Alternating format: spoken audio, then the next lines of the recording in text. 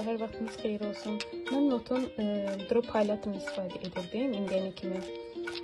Dedim Faberlic'in bir belə drop highlighterını da yoxlayım və nəticəsini sizə deyim. İnşallah üzümdə də yoxlayıb göstərəcəm teksturası. İnanırsınız, teksturası Notunkindən belə daha güclü olan, daha parlaq olan, yəni daha gözəl demək olar ki, və qat ucuz olan. Bunu 21 manata almışdım Trendyoldan.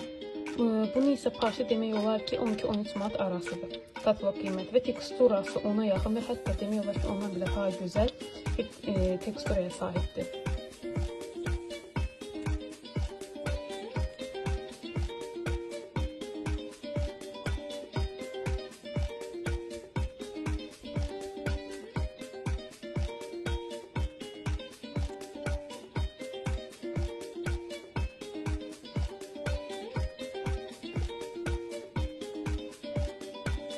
Parlaqlığa baxın.